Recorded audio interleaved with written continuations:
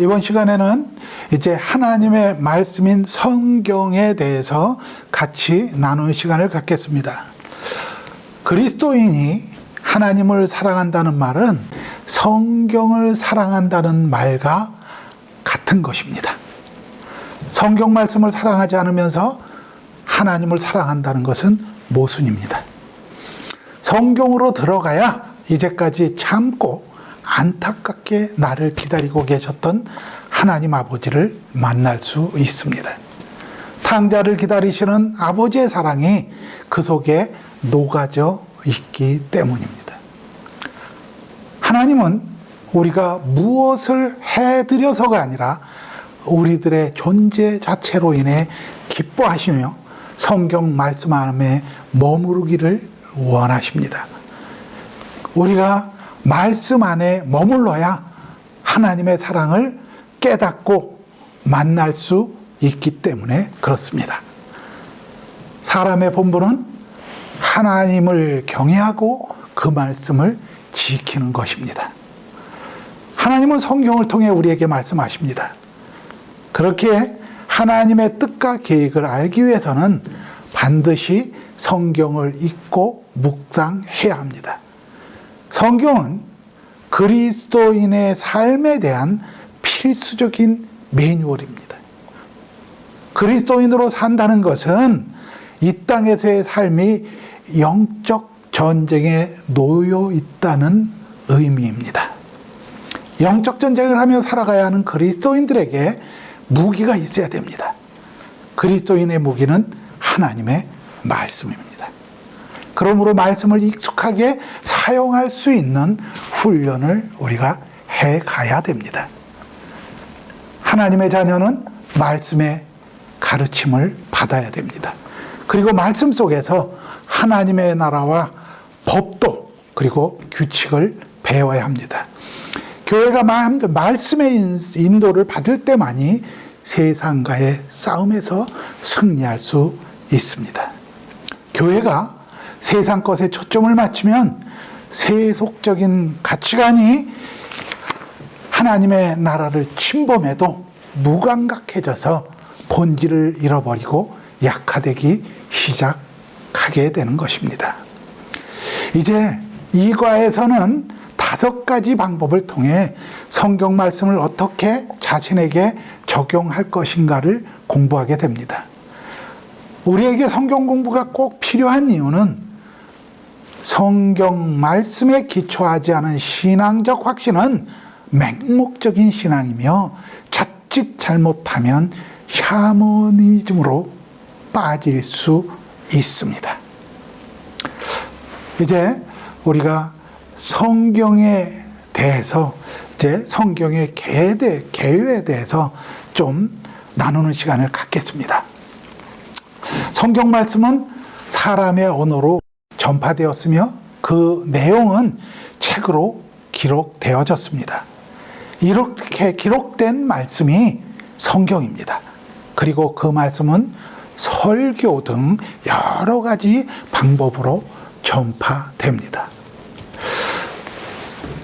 성경은 36명에서 40여 명의 기록자가 1500에서 1600여 년간의 기간 동안 기록된 것입니다. 그래서 성경은 저작의 이중성이 있습니다. 원저자는 하나님이시고요, 기록자는 사람이지요. 기록자 간의 시대, 문화 특성, 사회적 배경은 다 다르지만 성경의 모든 초점은 예수 그리스도께 맞추어져 있습니다. 성경 속에 나오는 등장인물은요 2930명입니다. 그리고 또 지명이 1551군데의 지명이 성경에 나옵니다. 성경은 총 66권으로 예수 그리스도 강림 이전에 기록된 것을 구약, 강림 이후의 기록을 신약 성경이라고 합니다. 구약은 하나님의 구원 계획이 기록되어 있고 신약의 복음서는 예수 그리스도의 십자가 죽음과 부활을 통해 하나님의 구원 계획이 실행되는 과정이 기록되어져 있습니다. 또 서신서는 성령님을 통해 복음이 확장되는 내용을 기록하고 있습니다.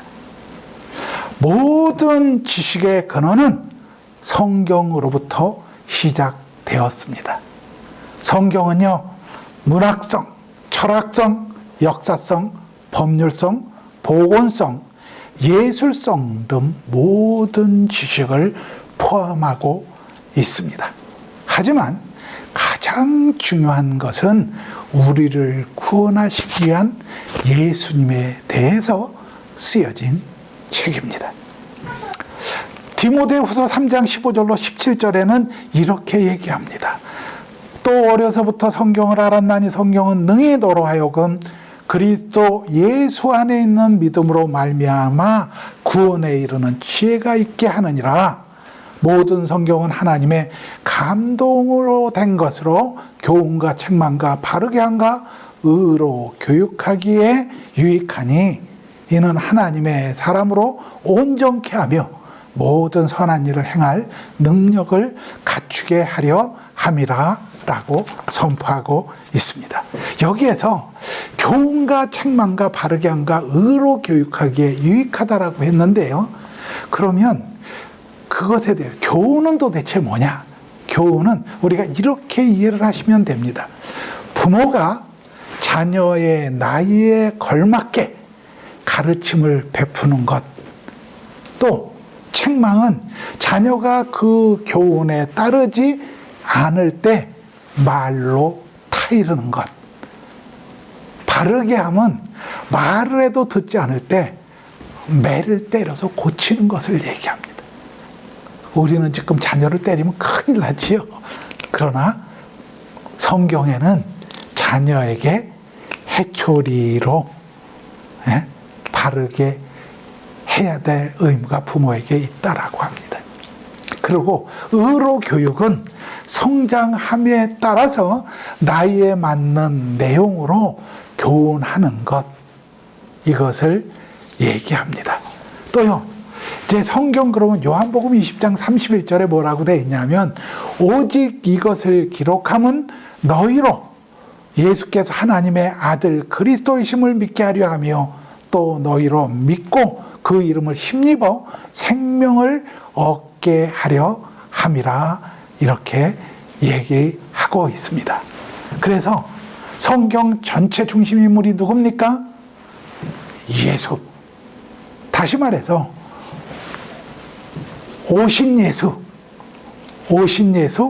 다시 오실 예수. 그래서 성경을 다른 말로 두 글자로 줄여라 그러면 예수, 이렇게 말할 수 있습니다. 또요, 성경을 대하는 그리스도인의 당연한 자세는 어떤 것인가? 베드로전서 2장 2절에는 이렇게 얘기합니다.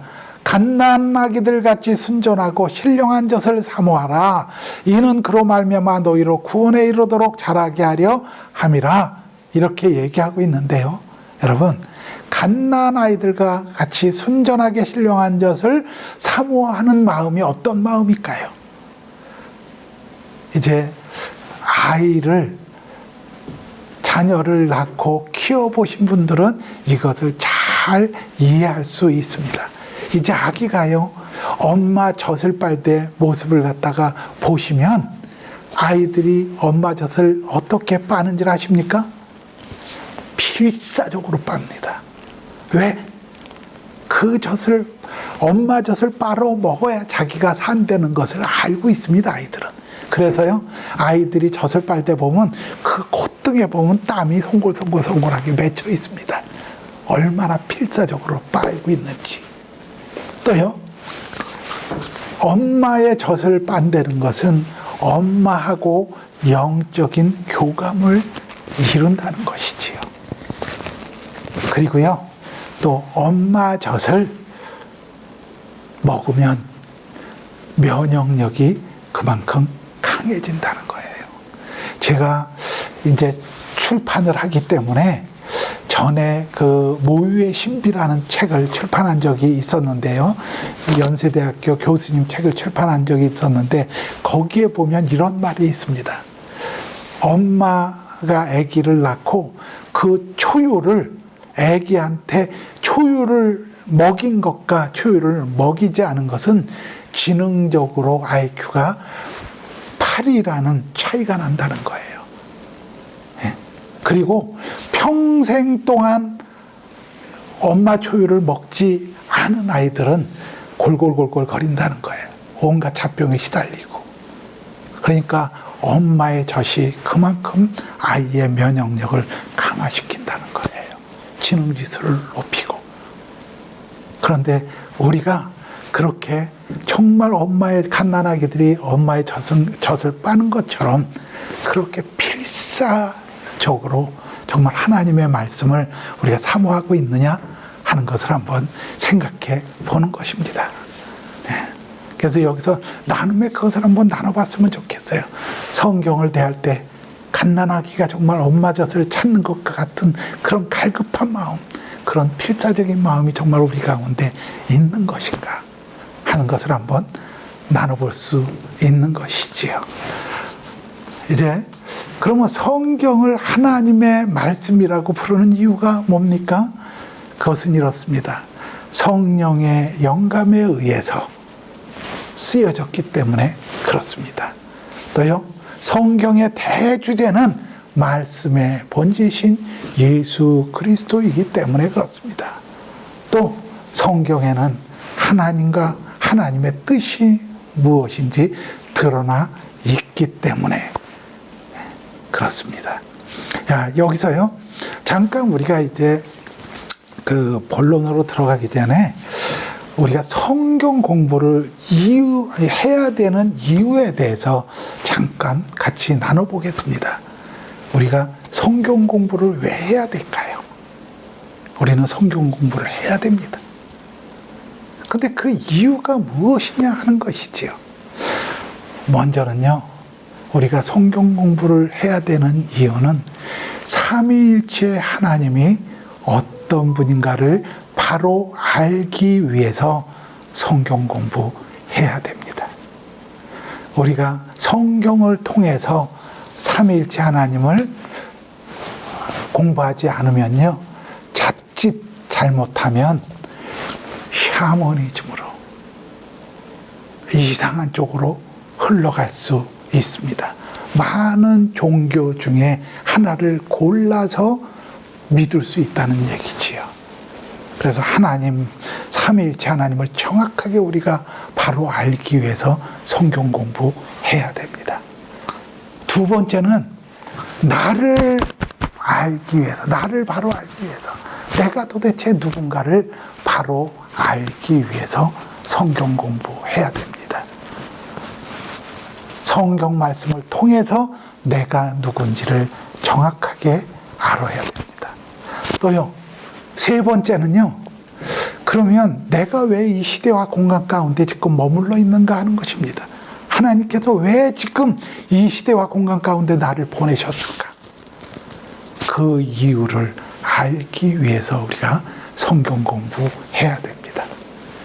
성경 속으로 들어가면 하나님께서 나를 왜 이 땅에 보내셨고 현재 이 시대 가운데, 이 시간과 공간 가운데 존재케 하시는지 그 이유를 알 수 있습니다. 그래서 우리가 성경 공부를 해야 되는 것이지요. 이제 우리가 성경, 그러면 성경을 연구하는 5가지 방법이 있습니다. 그래서 이제 5가지가 뭐죠? 듣기, 읽기, 연구하고, 암송하고, 묵상하고, 이렇게 5가지를 균형 있게 이제 성경 공부하는 방법에 대해서 지금부터 같이 이제 나누는 것인데요. 우리 교과서에 보면 이 그림이 나와 있습니다. 그 그림이 나와 있는데 손으로 성경책을 잡은 그런 그림이 나와 있지요. 성경을 손으로 잡았을 때 우리가 어떤 손가락을 빼더라도 약화되기 시작합니다. 남들이 뺏을 수가 있지요. 다섯 손가락이 균형 있게 책을 잡고 있을 때 남한테 그걸 뺏기지 않습니다. 그런데 사단은 우리에게서 언제든지 말씀을 뺏으려고 합니다. 우리가 정말 견고하게 말씀을 붙잡지 않으면 우리는 언제든지 사단에게 말씀을 뺏기게 되어 있습니다. 내 개인이 말씀을 뺏긴다 그러면 우리는 인생의 실패를 경험하게 되는 것이지요. 그래서 이제 첫 번째입니다. 첫 번째는 듣기라고 얘기합니다. 듣기. 로마서 10장 17절엔 이렇게 얘기합니다. 그러므로 믿음은 들음에서 나며 들음은 그리스도의 말씀으로 말미암느니라. 이렇게 얘기합니다. 들음에서 난다. 무슨 얘기입니까? 듣기는 가장 기본적인 것이지만 가장 중요한 것입니다. 믿음은 들음에서 나는데 듣는다는 것은 말씀이 나를 찾아왔다는 얘기입니다. 이것은 무슨 얘기예요? 말씀이 나를 찾아왔다는 것은 타의적이라는 것입니다. 내가 원해서 찾아간 것이 아니라 내가 원해서 찾아갔으면 이건 자의적이 되는 것이겠죠. 그런데 믿음은 들음에서, 다시 말해서 하나님께서 나를 찾아왔다는 것입니다. 성경에 보면 아브라함에게도 하나님께서 먼저 찾아왔고요. 모세에게도 먼저 찾아왔고, 이스라엘에게, 또 사무엘에게, 아모스에게, 그 성경에 나온 많은 선지자들에게 하나님께서 먼저 찾아오셨고 그 음성을 들려주셨습니다. 사람은 진리를 알고자 하는 욕구가 있습니다. 그러나 우리 속에 있는 자존심이 진리를 가릴 때가 얼마나 많은지 모릅니다. 하나님의 말씀은 자존심을 무너뜨리는 힘이 있습니다. 백성들이 망하는 것은 말씀을 못 들어서가 아닙니다. 선포된 말씀을 비웃고 외면했기 때문에 망하는 것이지요. 그래서 우리가 이제 말씀을 듣는 자세에 대해서 쭉 나와 있는데, 우리 그 1:1 제자교육의 책 중에서요, 사지선다형으로 질문을 한 게 딱 이거 하나밖에 없습니다. 1번 문제. 듣기에서 이 책을 갖다 쓰신 분이 왜 그렇게 썼는지 저는 이해가 안 가요. 그런데 거기에 보면 첫 번째 말씀을 듣는 자세가 뭐죠?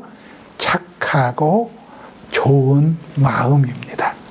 그래서 이것을 가지고 우리가 이제 우리가 이제 말씀을 듣는 건 대부분 설교를 통해서 가장 많이 말씀을 듣게 됐는데, 그러면 설교를 듣는 태도가 어떤가 하는 것을 한번 이제 좀 우리가 우리 자신을 한번 되돌아볼 필요가 있습니다.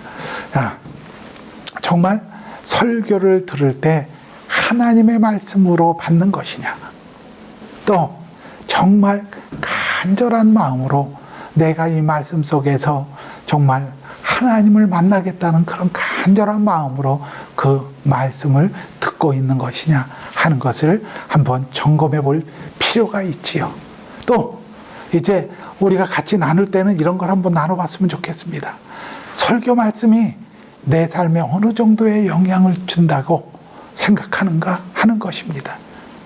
그 말씀을 우리가 얼마나 정말 삶 속에서 적용하고 실행해 가려고 노력하는가 하는 것입니다. 여러분, 이제 우리가 주일날 목사님을 통해서 설교 말씀을 듣습니다. 목사님이 설교 말씀을 한 편을 이제 만드시려면 정말 골방에 들어가서 성경을 연구하고 또 기도하면서 성령님 만나고 이래서 이제 말씀을 선포하게 되지요. 그 말씀은 살았고 운동력 있는 말씀의 이 조합체입니다. 그런데요, 그 살았고 운동력 있는 말씀이 어디까지 유효할까요? 한번 생각해 보십시오. 말씀은 세상에 나가서, 목사님은 세상으로 나갈 수 있는 사람이 아닙니다. 그럼 세상으로 나갈 수 있는 것은 누굽니까? 성도들입니다. 그런 그 말씀을 받은 사람들이 그 말씀을 가지고 세상에 나가서 재선포를 해야지 세상은 변하기 시작할 겁니다. 그런데 우리는 어떻습니까? 목사님이 설교를 하실 때 우리는 그 앞에서 화답을 합니다. 아멘, 할렐루야 하고요. 그리고 이제 그 들은 말씀이 어디까지 유효하느냐 하면 예배당 문까지 유효합니다. 그리고 이제 예배당 문에서 전부 다 그 말씀을 반납하고 우리는 세상에 나갑니다. 세상이 변할 수 있겠습니까? 세상은 변하지 않습니다. 그러니까 다시 말해서 하나님의 말씀이 살았고 운동력이 있는데 그 능력이 어디까지 유효하느냐? 예배당 문 앞까지만 유효하다는 거예요. 말씀이 세상에 나가서 계속 살았고 운동력이 있어서 역동적으로 역사해야, 그래야 세상이 변화되어질 텐데, 그래서 예수 믿는 사람들은 세상을 보면서 잘못되어졌다라고 말하면 안 됩니다. 왜냐하면 세상은 계속 음란해져 가고 어두워져 갈 수밖에 없습니다. 왜? 세상은 공중 권세 잡은 자들이 이제 지배하는 곳이기 때문에, 그럼 유일하게 그것을 깨부술 수 있는 것은 하나님의 말씀인데, 그 말씀을 세상에 선포할 사람들이 누굽니까? 그것은 바로 우리 그리스도인들인데, 우리는 그 말씀을 세상에 선포하지 않습니다. 듣고 아멘 할렐루야 하고 전부 다 교회에다 반납해 놓고 세상에 갑니다. 그리고 세상에서는 그리스도인지 아닌지 모릅니다. 이게 큰 문제이지요. 그래서 정말 그 설교 말씀이 내 삶에 어떤 정도의 영향을 주고 있는가, 내 삶 속에서 어떻게 실천되고 적용되고 있는가 하는 것을 한번 나눠보는 것입니다. 말씀을 지키면서 살기 위해서는 우리는 어떤 태도를 이제 취해야 하는가 하는 것을 한번 나눠보는 것이지요. 양육자와 동반자가 한번 나눠보시기 바랍니다. 두 번째는 이제 읽기입니다. 읽기. 계시록 1장 3절에 이렇게 되어 있습니다. 이 예언의 말씀을 읽는 자와 듣는 자와 그 가운데에서 기록한 것을 지키는 자는 복이 있나니 때가 가까움이라, 이렇게 얘기하고 있습니다. 우리가 성경을 매일 읽어야 되는 이유가 있습니다. 성경을 우리가 매일 읽을 때 하나님을 경외하게 되고, 성경을 읽을 때 그 말씀을 지키면서 살 수가 있기 때문에 그렇습니다. 말씀으로 하나님과 함께하는 시간이 많으면 하나님을 닮게 되어 있습니다. 말씀을 규칙적으로 읽으면 말씀 속에 하나님이 나의 하나님이 되는 경험을 할 수 있습니다. 또 말씀의 거울 앞에서 나의 진짜 모습을 발견할 수도 있게 됩니다. 여기서요, 그 교과서에 보니까 이렇게 돼 있죠. 이제 계시록 1장 3절을 자신의 말로 써보십시오, 이렇게 얘기하고 있습니다. 이제 자신의 말로 한번 써보라는 것은 무슨 말이냐면 이겁니다. 여기서 이 예언의 말씀을 읽는 자와 듣는 자와 그 가운데 기록한 것을 지키는 자는 복이 있나니 때가 가까움이라 그랬는데, 그 자자에다가 자기의 이름을 한번 집어넣어 보는 것입니다. 그래서 이 예언의 말씀을 읽는 나와 듣는 나와 그 가운데에서 기록한 것을 지키는 나는 복이 있다, 이런 얘기입니다. 여러분, 복을 멀리 가서 찾으시면 안 됩니다. 우리가 건강한 것 하나님께 감사한 것이지요. 또 재정적으로 충분한 것, 그것도 하나님께 감사한 것이죠. 그런데 엄격하게 따지면 그것은 복이라고 얘기할 수 없습니다. 그럼 성경에서 얘기하는 복은 무엇이냐? 바로 하나님의 말씀을 읽는 자를 복인데, 또 하나님의 말씀을 듣는 자를 복 있는 자라 그랬고요. 그 가운데 기록한 것을 지키는 자가 복이 있다라고 얘기하고 있습니다. 그래서 이제 자자마다 자기 이름을 집어넣고 한번 같이 서로가 축복을 해 주시기 바랍니다. 그리고 이번 나눔은 그러면 이제 성경을 읽기 위해서 성경을 읽는다는 것이 쉬운 일이 아니지요. 왜냐하면 재미있는 소설책을 읽으라면 아주 잘 읽힐 겁니다. 그러나 성경을 읽으라고 하면 그 다음부터 조금 읽다 보면 이 성경이 수면제가 돼버리고 맙니다. 왜 그럴까요? 바로 말씀으로 우리가 가까이 간다는 것은 영적 전쟁이기 때문에 그러한 일이 벌어지는 겁니다. 그래서 성경을 읽기 위해 어떤 노력을 하고 있는가, 또 성경을 갖다 읽고 싶은데 노력하는데 그러면 그것에 대한 방해 요소들이 어떤 것이 있는가 하는 것을 이번에 한번 나눠보는 것입니다. 3번 이제 연구입니다. 연구.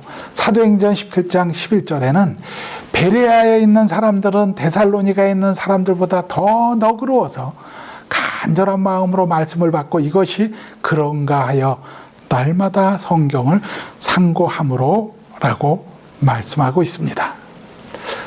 그 연구가 도대체 무슨 얘기일까요? 무엇을 연구라고 할까요? 연구를 한다는 것은 다시 말해서 더 주의를 기울여서 성경을 읽는다는 것입니다. 그래서 연구하면 그 말씀을 더 생각하게 되고 또 기억하게 되는 것이지요.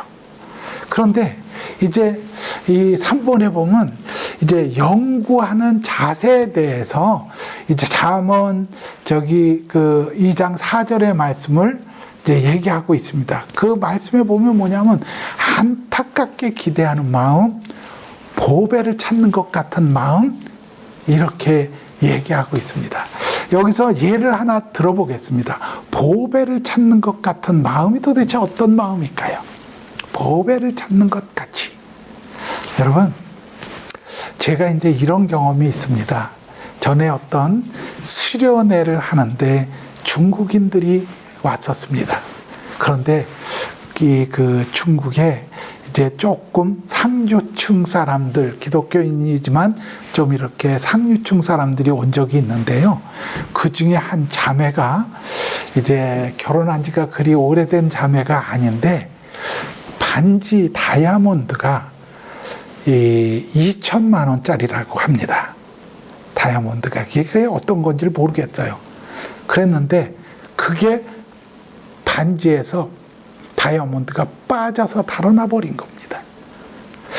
저희가요, 팀들이 다 사람들을 모두 그 장소에서 이렇게 나가게 하고요. 한 30분 동안을 바닥을 기어다녔습니다. 그 알을 찾기 위해서. 그런데 정말 한 30분 만에 그 알을 찾아냈습니다. 그때 기쁨이 있었습니다. 그런데 그 자매한테 제가 이런 식으로 얘기를 했죠. 왜 이것을 갖고 우리를 갖다 이렇게 고생을 갖다 시키느냐. 응? 그러면서 이제 중국에 돌아가시면 정말 이것을 팔아서 그냥 어려운 사람들, 힘든 사람들을 갖다 좀 한번 나눠줘 봐라. 우리 이렇게 고생시키지 말고 나중에 또 이거 다른 데서 잊어먹으면 없어질 텐데, 그거 뭐 꼭 거기다 손에다 그걸 갖다 끼워야 되겠냐. 이런 얘기를 한 적이 있습니다.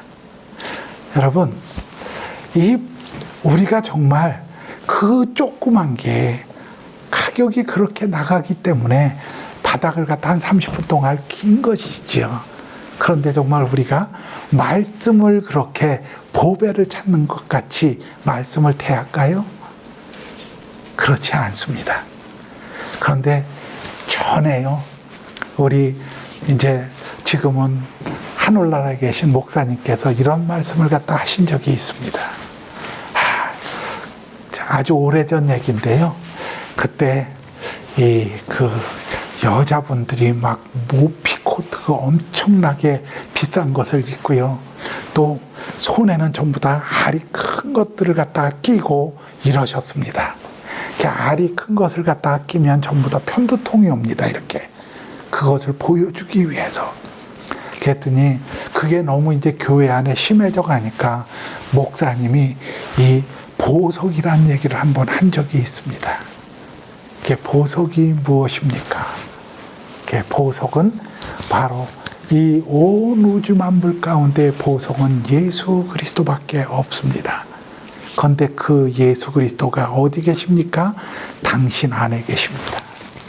그렇기 때문에 당신은 보석 덩어리입니다. 정말 당신이 보석 덩어리라고 한다면 그런 비싼 반지를 안 껴도 또 그런 비싼 옷을 안 입어도 당신은 누가 보더라도 아우라가 번쩍번쩍 드러날 것입니다.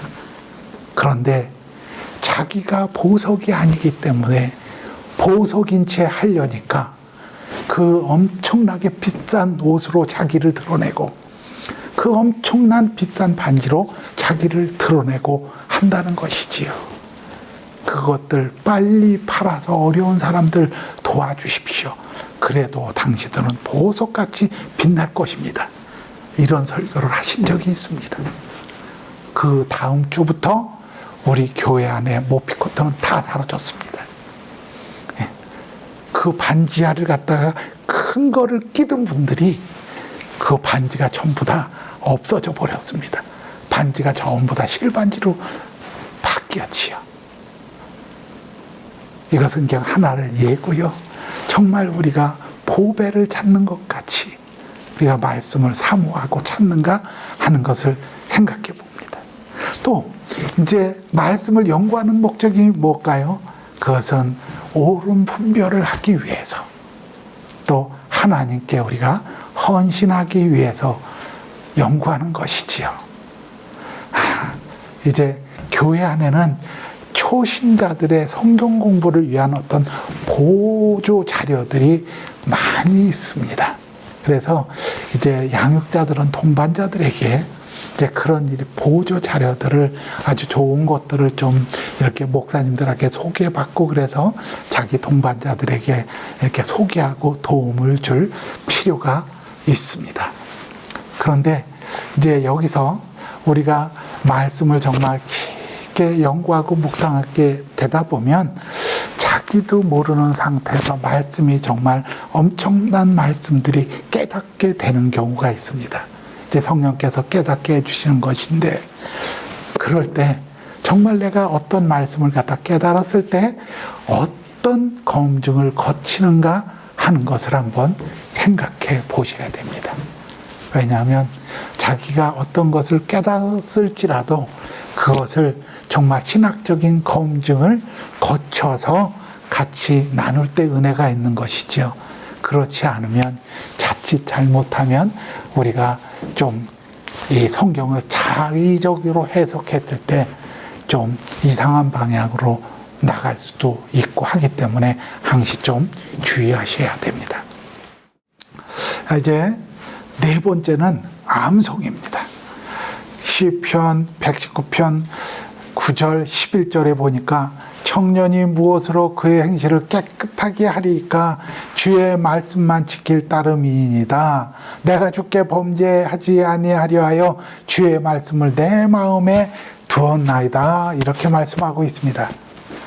암송은 내 생각을 지우고 성령이 주시는 지혜와 명철로 위기를 돌파하게 합니다.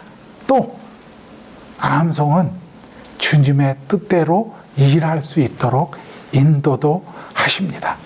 그런데 이제 그럼 우리가 암송을 해야 되는 이유가 뭐냐 하는 것이죠. 암송을 해야 되는 이유는요, 하나님의 명령이기 때문에 그렇습니다.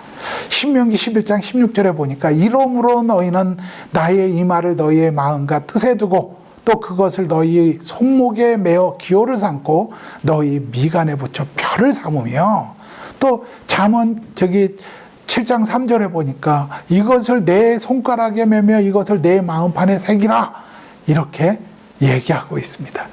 결국 우리의 삶의 모든 곳에 말씀을 두라는 얘기지요. 왜?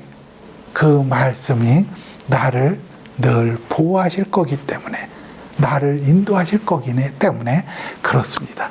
근데 여기에 마음판에 새기라, 이제 이런 말이 있는데요. 조금 이렇게 가볍게 한번 이것을 생각해 보겠습니다. 이제 암송 그러면 이렇게 나이가 좀 드신 분들은 아유 이제 나는 머리가요 이제 다 퇴화됐어요, 돌머리가 돼갖고요 나 이젠 안 애워져요, 이제 이렇게 얘기하는 사람들이 많이 있습니다. 저도 마찬가지입니다. 이제 나이를 조금 먹다 보니까 잘 안 애워져요. 그런데 하나 희망적인 게 있습니다. 그 희망적인 게 뭐냐면, 이제 모세가 시내산에 올라가서 하나님께 십계명을 받게 됩니다. 그런데 어디에 십계명을 받죠? 돌판에 십계명을 받습니다.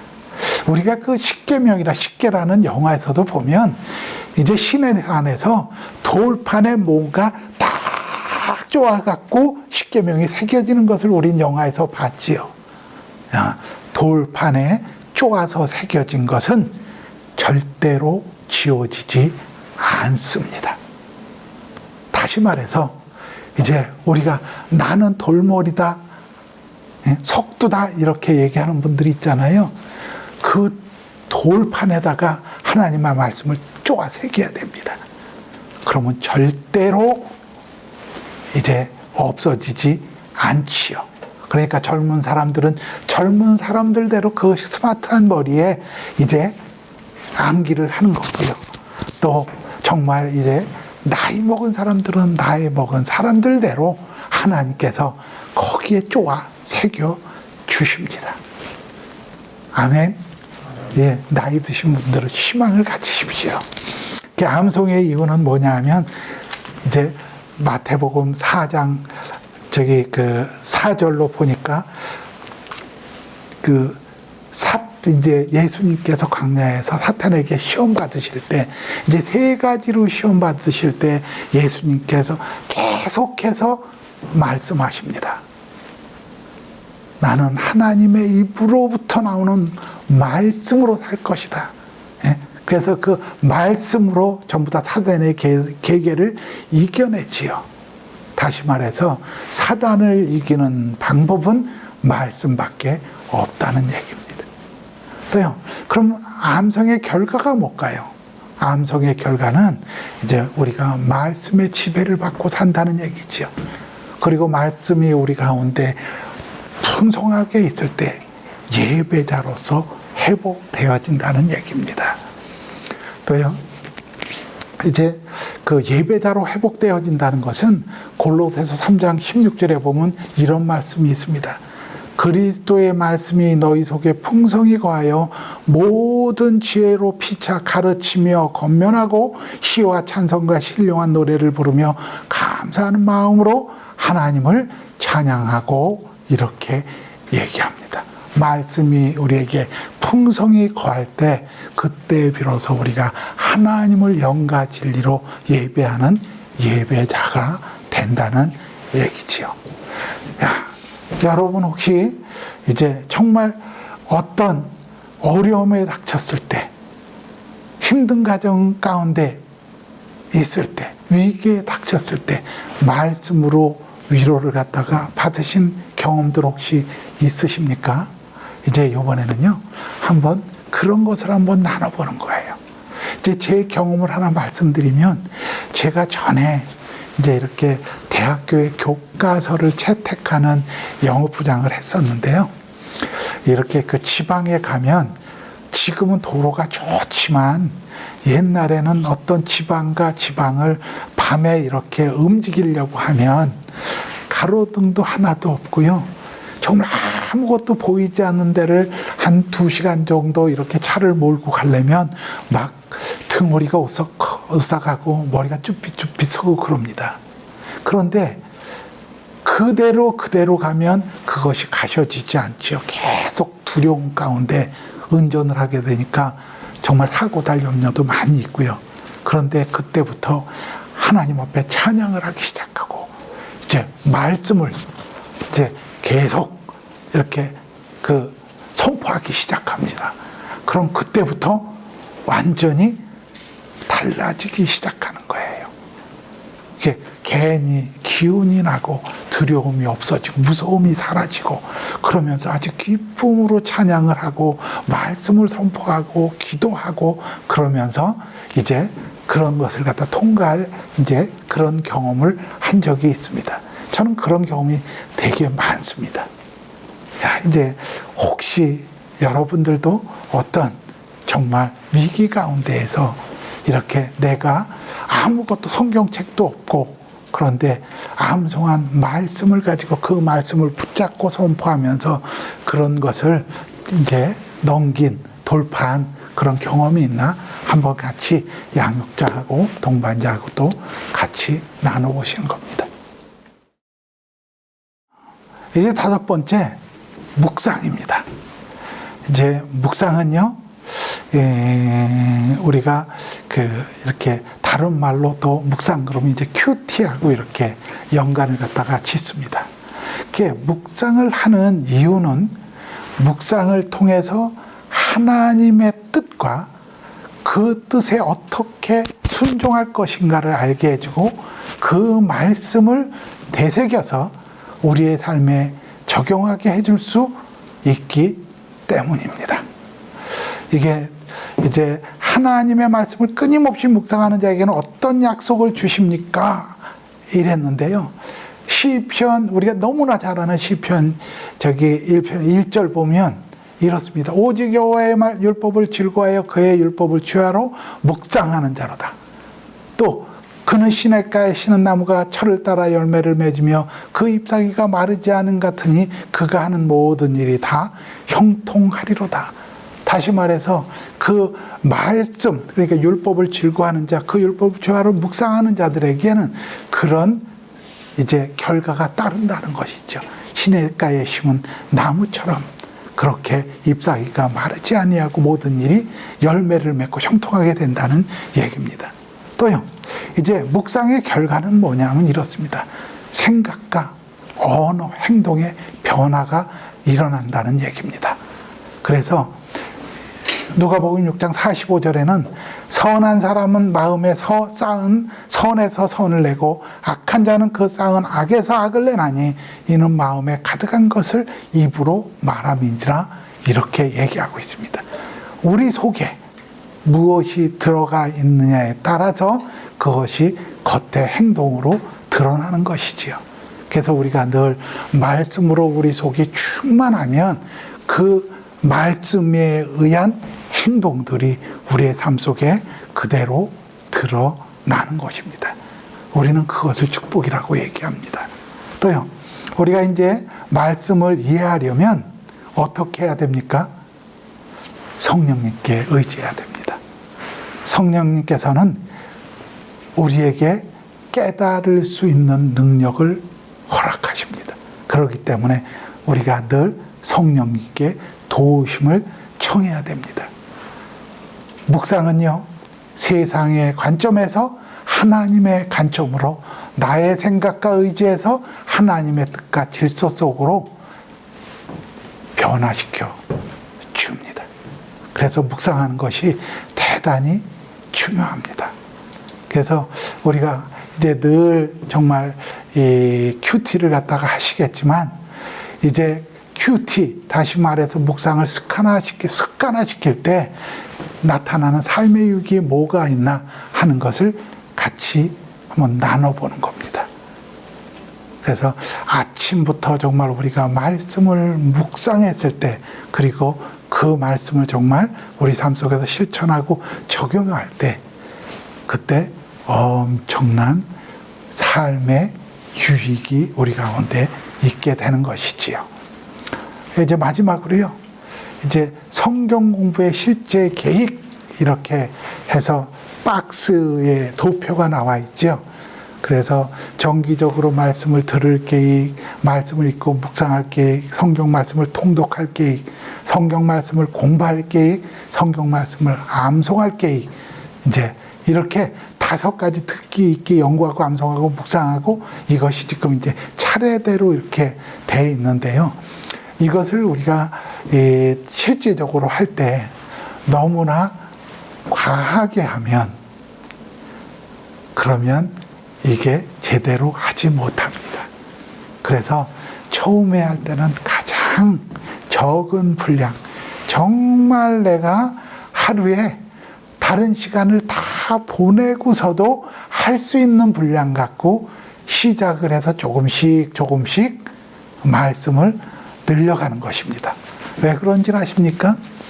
우리는 말씀이 꿀처럼 달다 그러지요.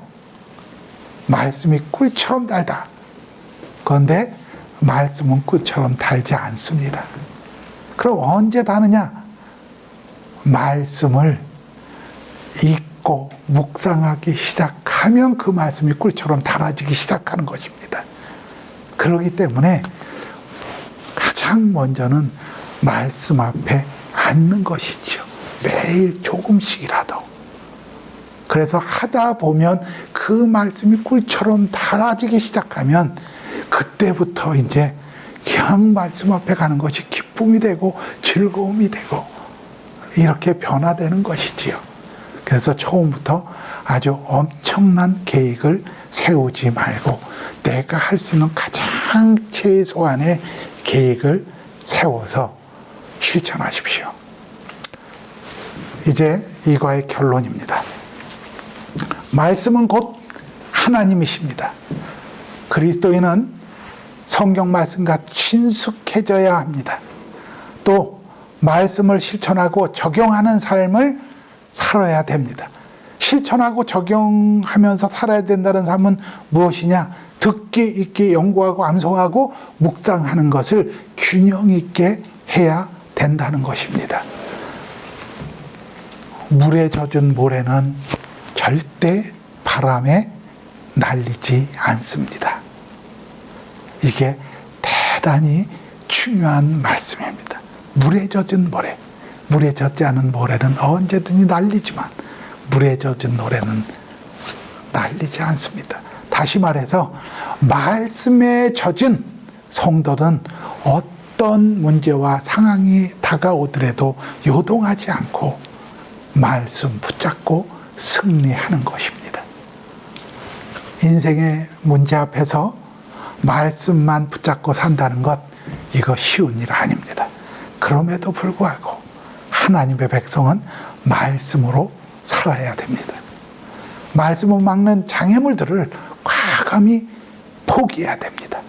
그리고 말씀 속에서 나를 기다리시는 하나님을 만나는 것, 이것이 정말 복된 삶입니다. 수고하셨습니다.